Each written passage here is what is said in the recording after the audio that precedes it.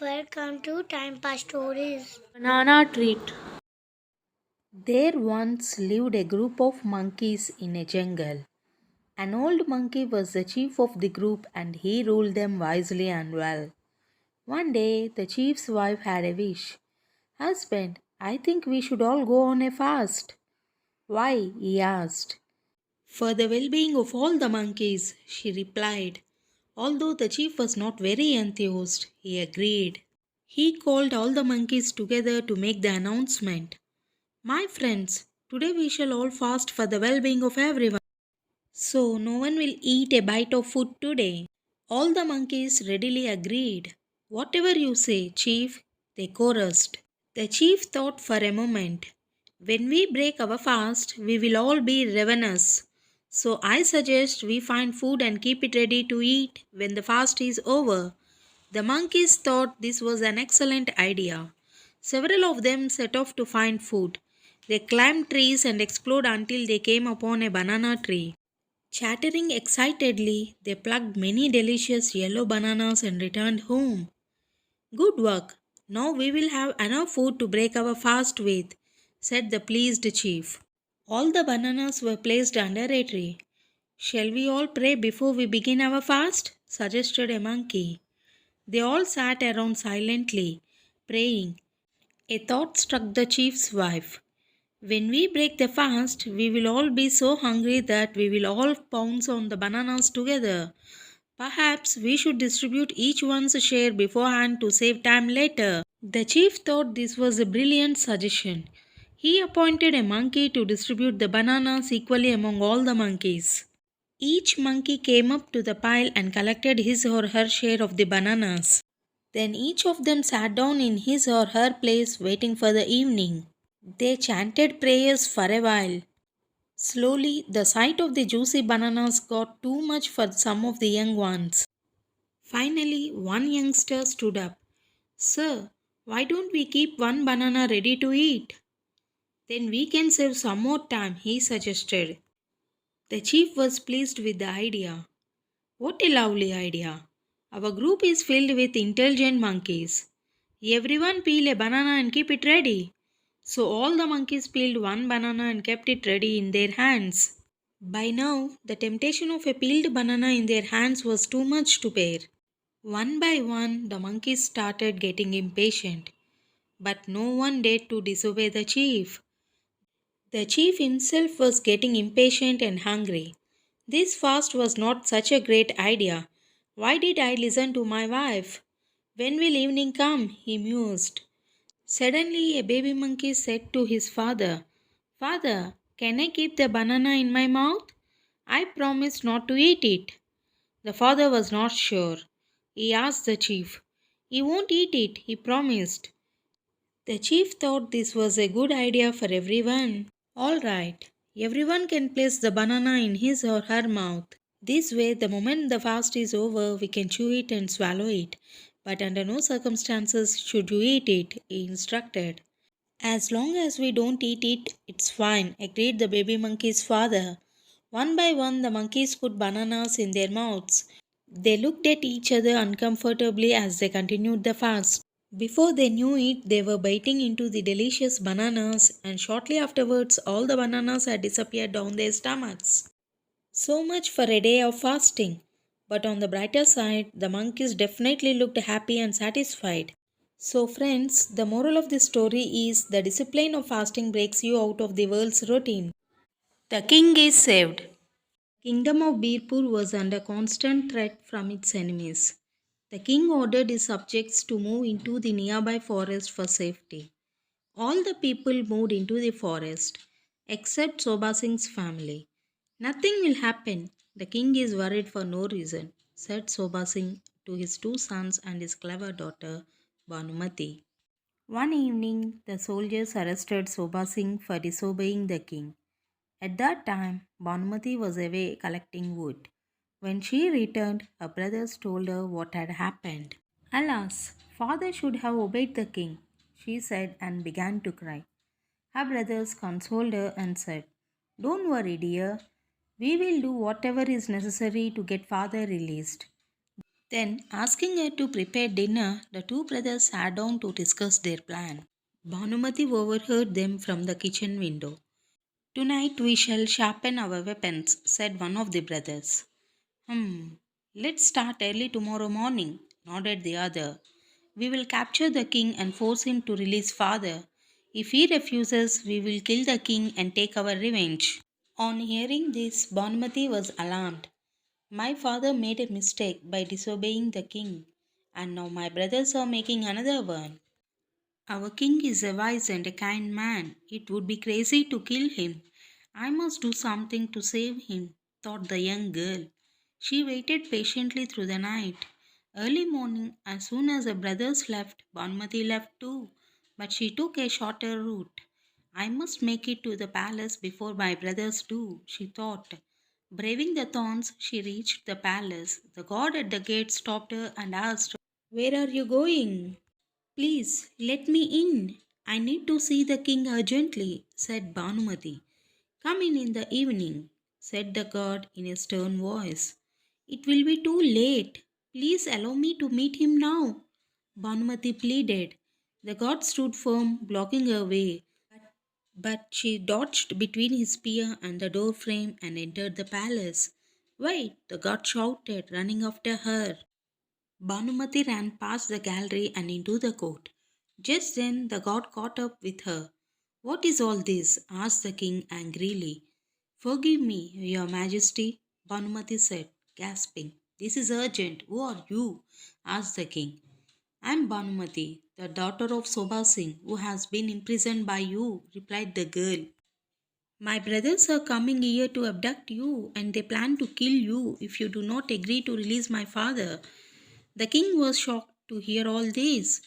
More so because the girl had come running all the way only to warn the king against her own brothers. Do you know the consequences of telling me about your brother's plot? Asked the king. I can arrest them and execute them along with your father. I know, your majesty, Bhanumati said softly. But your life is more precious to the kingdom and its people than the of my father and brothers. Just then, the soldiers brought in Bhanumati's brothers. They were trying to get into the palace by force. Your Majesty, said the soldiers. The king was very impressed with Bhanumati and said, Ask me for any reward, brave girl, I will give it. He said, Please free my father and my brothers, Your Majesty. Bhanumati pleaded. The king granted her wish and released Sobha Singh and the brothers with a warning. Thus, because of her intelligence, Bhanumati saved the king as well as her family. Friends, the moral of this story is an intelligent person doesn't need the promise of heaven to see the merit in good deeds. The Four Companions. At the foot of the Kumaun hills, there lived a donkey. His master, the farmer, made him work day and night. One day, the donkey thought, I have a deep voice and I can sing. Why should I work for the cruel farmer? Instead, I can make a living singing and entertaining people in the nearby town. So the very next day, the donkey set off to town. Just as he was on his way, he met a dog. My master has driven me out, cried the dog. You bark so rhythmically, said the donkey. You can join me. We will go to the town and entertain the people with our singing. The dog liked the idea and they started walking together. A few miles away, they met a cat. My master does not give me anything to eat, sobbed the cat. Oh, you mew so melodiously, said the donkey. Join us. We shall go to the town and entertain the people with our singing. The cat too joined them. A little ahead, they met a hen. My master wanted to sell me off, so I ran away, she said. You cluck so sweetly, said the donkey. Join us. We shall go to the town and entertain the people with our singing. The hen agreed. Now all four headed for town. Soon it was nightfall and the four companions came across a house. Curious, they peeped through a window to see if anybody lived there. The donkey placed his front legs upon the window sill. The dog climbed on top of the donkey. The cat sat on the dog, and the hen perched upon the cat. The donkey said, "Let us sing for the people of this house. They might provide us with food and shelter." And so they all began to sing together. The donkey brayed, the dog barked, the cat mewed, and the hen clucked. Now it so happened that the house belonged to two thieves. When they saw the strange sight and heard the horrid noise, they screamed, "Help! Help! There's an awful beast at the window!" They yelled, thinking that all four animals were one big beast. The thieves ran out of the house, never to return again. "Ha!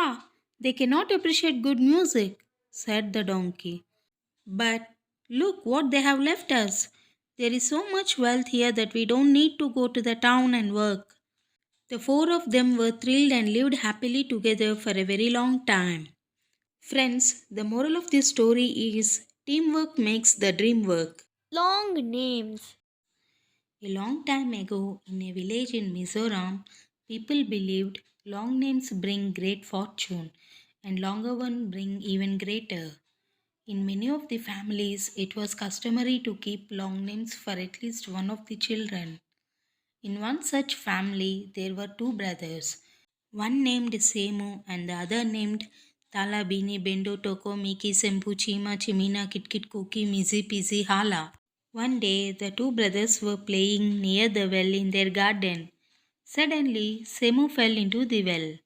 Seeing this, Tala Bini Bendo Toko Miki Sembu Chima Chimina Kitkit Kuki Mizi Pizi Hala ran to his mother, shouting, "Mother, Semu has fallen into the well. Please do something." "What? Semu has fallen into the well?" cried the mother. "Let me call your father to help." She ran to her husband, shouting, "Oh dear, Semu has fallen into the well. Please do something." "What? Semu has fallen into the well?" cried her husband. "Let me tell to the gardener."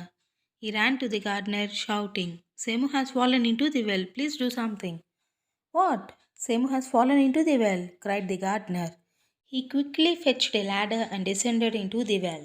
He lifted Semu in his arms and climbed out of the well. Semu was safe and his parents were happy. A few days later, the two brothers were playing near the well again. Suddenly, Tala Bini Bendo Toko Miki Sembu Chima Chamina Kitkit Kuki Mizi Pizi Hala fell into the well. Semu ran to his mother, shouting, "Mother, Tala Bini Bendo Toko Miki Sembu Chima Chamina Kitkit Kuki Mizi Pizi Hala has fallen into the well. Please do something." "What?" cried the mother. "Tala Bini Bendo Toko Miki Sembu Chima Chamina Kitkit Kuki Mizi Pizi Hala has fallen into the well? Let me call your father." She ran to her husband, shouting, "Oh dear, Tala Bini Bento Toko Miki Sembu Chima Chimina Kitkit Kuki Mizi Pizi Hala has fallen into the well. Please do something." "What? Tala Bini Bento Toko Miki Sembu Chima Chimina Kitkit Kuki Mizi Pizi Hala has fallen into the well?" cried the father. "Let me get the gardener to help." But by then it was too late. Before the gardener could be informed, the poor boy had drowned, and all because of his long name. From that day on, the people of the village began keeping short names for their children. Friends, the moral of this story is shorter the name, easier to call. The cow dung beetle. In a field far away lived a dung beetle. All day it remained immersed in cow dung, lazing around. His favorite pastime was to make balls of cow dung and play with them. "Surely this is heaven," he would think to himself every day. One day, as he lay there as usual, a bee came buzzing around. "Hello there, Mr. Beetle." The beetle responded excitedly and said, "Look, we are both insects. We could be best friends." The bee was not happy with that suggestion. "We cannot be friends. You lie in that foul smelling dung all day, and I live in the king's garden," continued the bee. "I am surrounded by lovely fragrances and enchanting flowers. How can you ever be my equal?" The dung beetle pleaded with him.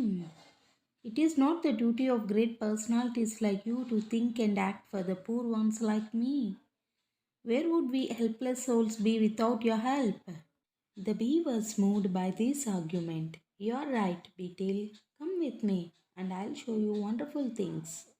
The beetle climbed onto the bee's back and they flew to the king's garden. The two became friends and flew over the pretty garden. The beetle was enchanted by the sights he saw. It's the most beautiful garden I have ever seen. After a while, the bee got tired and flew to the pond. He set the beetle down on a lotus. Rest here a while, my friend, and I'll be back soon, he said, flying away. The beetle soon fell asleep, lulled by the fragrant lotus petals. But the bee did not return on time, and soon night fell. The petals of the lotus closed around the beetle while he slept, trapping him. The next morning, before the petals of the flower could open, a priest came to the pond and plucked the lotus. He carried the lotus to the temple and placed it on an idol of God. The beetle was still locked within the lotus. The flower remained on the idol the whole day. The next day, the priest removed the flower and threw it into the holy Ganges river. The lotus floated in the river for a while, and when the sun's rays touched it, it finally opened its petals, and there was a dung beetle safe and sound. When he looked around, he saw his friend, the bee, buzzing nearby. The bee was overjoyed to see the dung beetle. I've been looking for you for 3 days. Where have you been? Replied the beetle. Thanks to you. I've had the most marvelous time. First, I was enjoying life on the lotus I rested on. It felt like heaven. And then I was offered to God along with the lotus. And finally, I had the good fortune to bathe in the holy Ganga. It is true, my friend. Blessed are we lovely mortals, and when we have great friends like you. Friends, the moral of this story is a friend is one who overlooks your broken fence and admires the flowers in your garden. The correct match.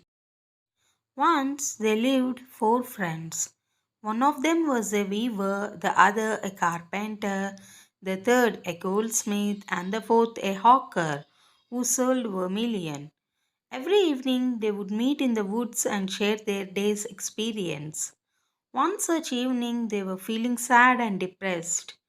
Life is so boring, said the weaver. I spin thread, weave clothes, and the day comes to a close. It is the same with me, friend, said the hawker. I buy vermilion from the wholesaler, go hawking through the village, and the day is over. My life is boring too, said the carpenter. I chop wood and make furniture. Is this the best way to spend a day? The goldsmith said, I'm no better, friends. I melt gold, mold it into beautiful designs, and that is the work I do the whole day. So the four planned to go to the town in search of new jobs. Let's sleep here tonight and start early morning, they decided. But we must take turns and keep a watch for wild animals. The carpenter was the first to keep whistle while the other three slept. Suddenly, he saw a lovely piece of dry wood. He chiseled it, carved a statue of a woman, and placed it on the ground under the tree. Then the carpenter woke up the goldsmith and went to sleep. Ah, I feel so refreshed. The goldsmith sat up with a yawn. He stretched his limbs and was ready to keep whistle while his three friends slept. The goldsmith then noticed the wooden figure. Beautiful, he exclaimed. But she needs ornaments. So he made a gold chain and put around her neck. He also made some bangles and a pair of earrings and adorned the statue. Then, keeping the statue under the tree, the goldsmith woke up the weaver and went to sleep. The weaver sat up, rubbing his eyes and scratching his head. As he looked around, he spotted the wooden statue. How wonderful! Exclaimed the weaver. Then he went close to the statue and picked it up in his hands. Something is missing, thought the weaver. Yes, clothes. She should wear a sari. And then he wove a sari and wrapped the statue in it. That looks nice, said the weaver and smiled to himself. He then placed the statue under the tree and woke up the hawker to take his turn. When the hawker sat up, he saw the beautiful statue under the tree. "This is indeed a masterful work of art," he cried. "I wish someday to marry a girl as beautiful as her." The hawker took a pinch of vermilion from his bag and placed it on the statue's forehead. Much to the hawker's surprise, the statue came to life and transformed itself into a charming woman. She was smiling at the hawker. As it was dawn by now, the other three friends also woke up. Seeing the beautiful woman, they all began to quarrel as to who should wed her. "I made her," claimed the carpenter, "so I'm the correct match for her." "No, I'm the correct match for her, since I adorned her," said the goldsmith. "I gave her the clothes," said the weaver, "so she is mine." "She wears my vermilion," claimed the hawker, "so I shall wed her." As they quarrelled, there came a wise man. After hearing the story, the wise man said, "He who made her is her father. He who adorned her is her uncle. He who clothed her is her brother. But he who put vermilion on her forehead is her husband." The other three friends agreed, and thus the hawker married the woman and lived happily thereafter. So, friends, the moral of this story is not everyone are the correct match for a woman. The challenge. Long time ago, a merchant lived in Odisha. One morning, he was taking a stroll by the seaside. Some distance away, he saw a man squatting on the beach and filling a cup with sand. "What is he doing?" the merchant wondered. He walked towards the man and watched him.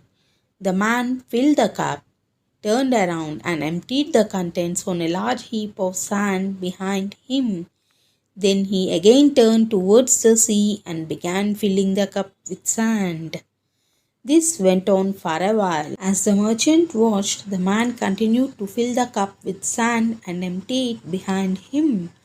Finally, curious and puzzled, the merchant went up to the man and asked, "Who are you, O good man, and what are you doing?" The man continued to fill the cup and replied, "I am Bidata. I am fate. I am measuring out the food each man is to receive today." The merchant was even more curious now. "Can you really do that?" he asked. "Yes," Bidata nodded. "If I miss out on even a single person, he or she will have to go hungry today." "Do you mean to say that if you don't keep aside my measure of food for today, I will have to go hungry?" the merchant asked mockingly. "That's right," said Bidata. "Then I challenge you to withhold my afternoon meal for today," said the merchant. "As you wish," said Bidata, smiling. The merchant then went to the market, bought a fish, and took it home. "Cook this for lunch," he said to his wife. "Ha! That Bidata! Let me see how he withholds my afternoon meal from me." And so thinking, the merchant left for his workplace. By noon, he was back home and sat down to eat. As soon as his wife served the fish, the merchant thought, "I challenged Bidata to withhold my lunch, but he couldn't succeed. Poor Bidata." And he had begun to laugh. Ha ha ha! Now the merchant's wife thought that he was laughing at the way the food had been prepared. She was upset and she started shouting at the merchant. They had a quarrel, and finally the merchant got up and stormed out of the house. It was only when he calmed down that he realized how Bidata had succeeded in making him forego his lunch. Friends, the moral of this story is never judge anyone. The silver well. There once lived a cunning and crafty man in a small village. He always used to make money through deceit. "Why should I work when I have the ability to deceive others?" he would think. One day, the cunning man went to a foolish farmer and said, "I have a huge property that I am not able to take care of. I want to sell some of my land. Would you like to buy it?" The farmer was in need of land, so he said, "Yes, but first I would like to see the land." "Sure," said the cunning man, and led the farmer to a huge field. At one end of the field there was a hut and a well. "The hut and that well are also for sale," said the cunning man, "but the well is the most expensive of all." The farmer was surprised and asked, "What is so special about this well?" "It's called Silver Well," was the reply from the cunning man. "There is a lot of silver down there." Then he took the farmer to the well and pulled out a bucket full of silver, which he had arranged for beforehand. "See," he said, "every time you pull out the bucket, you will get the silver. That's why this well is the most expensive." The farmer was thrilled. "If I buy this well, all my financial problems will be solved forever," he thought. Then he asked, "How much will it cost?" "The original price is 100 gold coins, but I shall reduce it to 75 just for you, friend." The foolish farmer felt it wasn't a bad bargain and decided to buy the well. He went home to get the money. The cunning man followed him and waited outside his house. The farmer's wife was an intelligent woman. "I doubt this story of the silver well," she said to the farmer. "Before giving away our entire savings, we must seek advice from some wise men of the village." The farmer agreed. He went to the cunning man and said politely, "Please give me a day's time to arrange for the money. You can come tomorrow morning. I shall keep it ready." Feeling happy that the farmer was trapped, the cunning man went away. Then the farmer went to a wise man and asked for his opinion. "Silver well?" the wise man exclaimed. "Tomorrow, when the man comes to your house, ask him to give it to you in writing that the silver well belongs to him and that he is selling it to you for 75 gold coins. If he refuses to write the receipt, then tell him that you will pay only 10 gold coins. If he is a genuine seller, he will give you the receipt. If he is a crook, he will agree to sell the well for 10 gold coins." Taking the tips from the wise man, the farmer returned home. The next morning, when the cunning man arrived, the farmer said, "I'm ready to buy the silver well, but you must write on a piece of paper that it belongs to you, that it produces silver, and that you are selling it to me for 75 gold coins." Hearing this, the cunning man was alarmed. "I'm giving you my word, dear friend. Isn't that enough?" He said, "All right, if you can't give it to me in writing, then I shall pay you only 10 gold coins. Will that be fine?" asked the farmer. Why, yes, sure," said the cunning man, still happy that he will get at least 10 gold coins. Now the farmer was sure that the man was trying to deceive him. He caught the cunning man and handed him over to the strong men of the village. The cunning man got a sound thrashing and was chased out of the village. Never again did he dare to deceive anyone.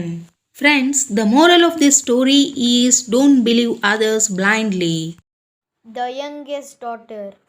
Once in a village near a desert, there was a huge mansion with 7 doors.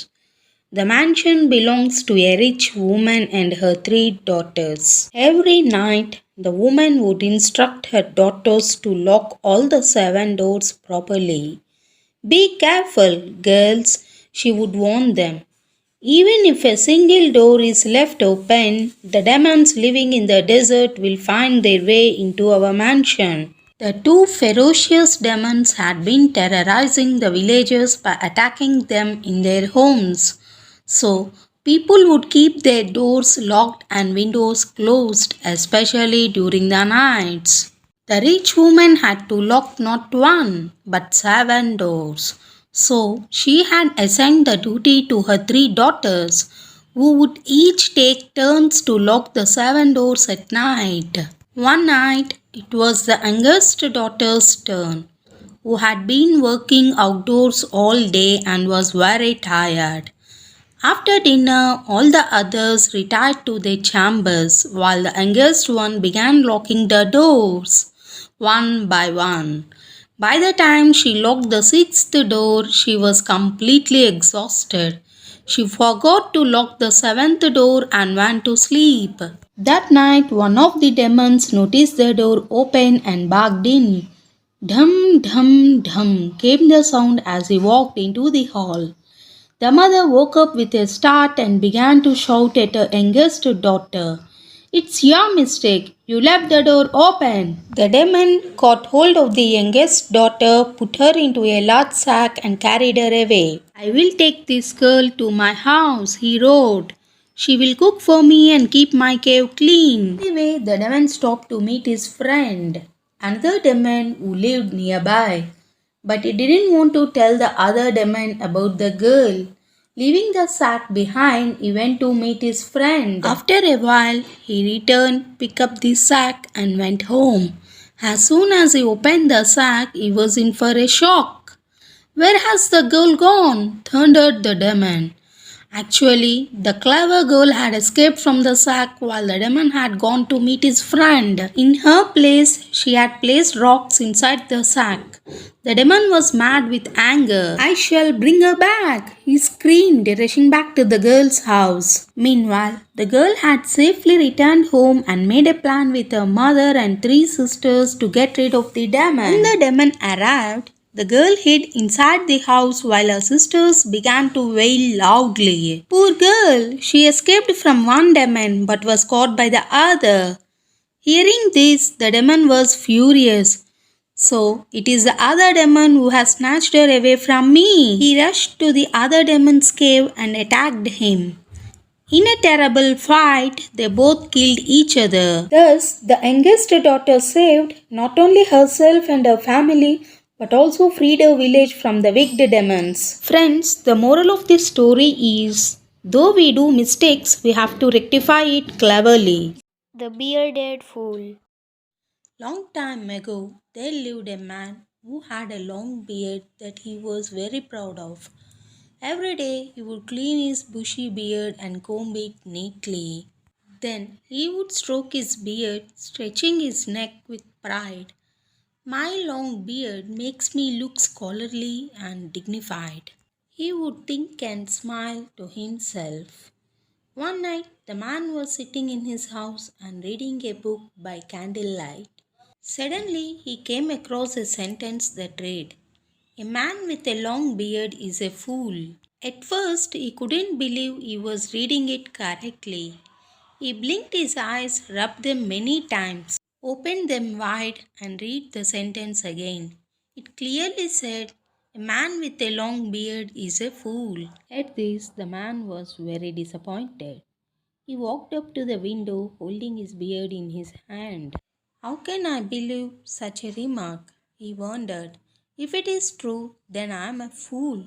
Oh, what a stupid thought, he murmured, brushing the suggestion away from his mind. The bearded man tried to forget what he had read in the book, but it kept haunting him. I always thought a long beard was a sign of intelligence. Was I under a delusion? The deeper the man pondered, the more depressed he became. No, no, I can't take any chances. Maybe what is written in the book is true.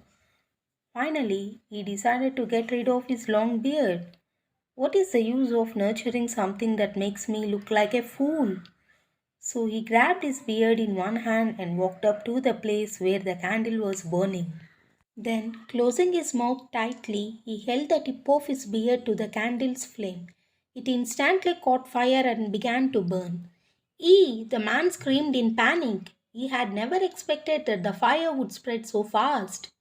Before he realized what was happening, his beard and mustache were burned to ashes. Then a spark leapt up and landed on his head, causing the fire to burn the hair on his head as well. Hearing his cries, the neighbors came running. They splashed buckets of water on the man's face and put out the fire. How did it happen? They asked. The man took a deep breath and said, I read in a book that a man with a long beard is a fool, and indeed I have proved it. The farmer's present. In a small village in Haryana, there lived a hard-working farmer. Once he had grown a huge watermelon in his garden. It was the biggest anyone had ever seen. The farmer was very proud of his watermelon. He would gaze at the fruit for hours thinking it's one of its kind. I shall take it to the market and sell it for a good price. Then the next moment he would think, no, the market will not be the right place for my watermelon. I shall place it in an exhibition. Finally, the farmer decided to take his watermelon to the king. I can't wait for tomorrow. I'm sure the king will like my gift and reward me with whatever I wish for. With these happy thoughts, the farmer went to sleep. The king had a habit of taking a walk through his kingdom at night in order to check if all his subjects were safe. That night, disguised as a common man, the king passed by the farmer's house and suddenly spotted the huge watermelon in the garden. He was so fascinated by the wonderful fruit that he knocked on the farmer's door and woke him up. Who are you and what do you want at this time of night? Asked the farmer. I am a poor man, replied the king, and I want your watermelon. The watermelon? No, said the farmer. Then sell it to me, said the king. Never, said the farmer. Then what are you going to do with it? Asked the king. I am going to present it to the king, replied the farmer. But what if the king doesn't like it? Asked the king. Then may he go to the devil, snorted the farmer. The king left and the farmer went back to sleep. The next morning, he went to the palace carrying the huge watermelon. As soon as the farmer saw the king, he recognized him, but he pretended as if he knew nothing. He saluted the king and said, I have brought you a watermelon, your majesty. This is the largest watermelon in the country. You will like it, nodded the king. But what if I don't like it? Well, in that case, you already know my answer, your majesty, said the farmer softly. The king smiled. I accept your present, O farmer, said the king. It's the best gift I've ever received. The farmer was richly rewarded not only for his gift but also for his intelligence and wit. The sly servant. Once upon a time, there lived a rich merchant who had a very cunning servant. One day, the merchant decided to visit his mother. Pack some food for me and a basket of fruits for my mother, he instructed his servant. I have eyes at the back of my head, so don't dare to eat any of the fruits. The sly servant was walking behind the merchant. When he got hungry, he quietly took the fruits out one by one, showed them to the back of his master's head, and ate them all. Soon the merchant discovered that the fruits were gone. You scoundrel! You ate all the fruits? He shouted. But, master, I took permission from you. I showed each fruit to the back of your head before eating. You never objected, replied the wily servant. Fuming, the merchant sat down to lunch. He cooked fish over a fire and started to eat. He gave one rotten fish to his servant. Master, don't fish swim in a shoal? He asked. Yes, the merchant replied. The servant placed his rotten fish on his master's plate. You fool! Look what you did! Now how will I eat this? Yelled his master. And so the servant ate all the fish.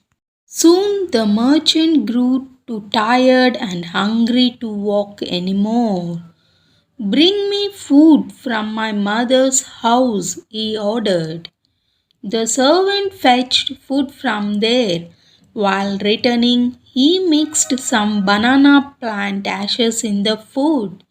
This was used as a substitute for salt in many places. The food was now too salty to eat. When the merchant took the first mouthful, he instantly knew it was his servant's work. But he ate it quietly. As he was too hungry for words, I will take my revenge on you, he thought. He wondered how to teach him a lesson. Soon the merchant hit upon an idea. I will send him to my brother for a sound thrashing. And so he wrote a note to his brother asking him to beat the servant black and blue. Take this to my brother at once, he instructed. The servant grew suspicious. On the way, he stopped a teacher and asked him to read out the note. It instructs the receiver to give a beating to the bearer of the note, said the teacher. The servant asked the teacher to write another note instead. He now went on to the brother's house. Once he reached, he told the brother, Sir, my master wishes to make me your son in law at once. And he showed him the note. The puzzled brother read the note and accepted it. He arranged the servant's marriage to his daughter the same day. The next day, the merchant reached there. Didn't you get my note? He demanded. Yes, I did, and I obeyed, replied his brother. Then why isn't he beaten up? The merchant asked. But you asked me get him married to my daughter and showed him the note. Finally outwitted again, thought the helpless merchant. The Three Brothers. Long ago, there lived three brothers. They had a small farm and a little cottage in which they lived. The eldest brother, Tanyan, worked hard in the farm while his lazy and selfish brothers, Joshu and Penhan, ate and slept all day. It was difficult to meet the needs of the family with the meager income that Tanyan managed to earn. One day, Tanyan said to his brothers, It's not possible to carry on like this, brothers. I will go out, seek my fortune, and become rich, so I can provide for both of you.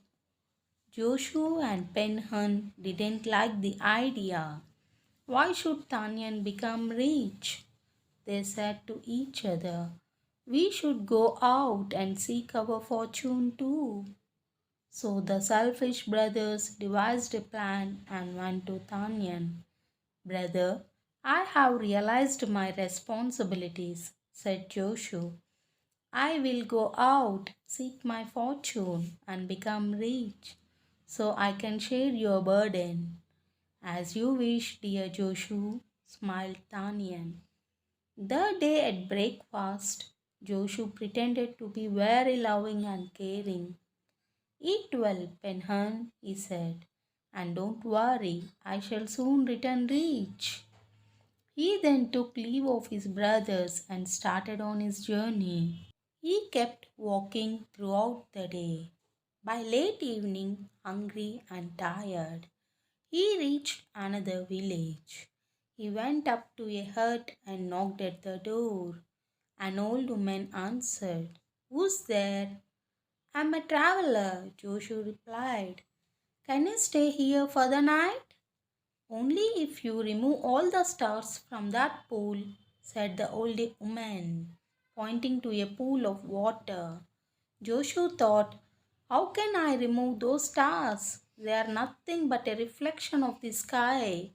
Puzzled and exhausted, he returned home and said to his family, I couldn't find my fortune anywhere. Next, Penhun decided to try his luck and left home. wandering. He too reached the old woman's hut and was asked to fish out the stars from the pool. How is that possible? He thought and returned home. Nowhere could I find my fortune, he said sadly. Now it was Tanyan's turn. When he reached the old woman's hut, he too was asked to perform the same task. He humbly asked for a bucket, which the old woman gave him. Tanyan waded into the pool and began to throw out bucketfuls of water. He worked hard all night until the pool was completely dry. In the morning, when the old woman came out of her hut, Tanyan showed her the dry pit and said, I have removed all the stars, O good mother. The old woman was pleased. She led him to a huge farm and said, This is your reward. From today, you are the owner of this farm. Tanyan thanked the old woman and returned home as a rich man. I have found my fortune, he announced. But where? Asked his brothers. I found it in my own hands, replied Tanyan. He then told them all that had happened. His lazy brothers resolved to work hard from that day, and they lived happily for the rest of their lives. If you like our stories, like, share, and subscribe to our channel.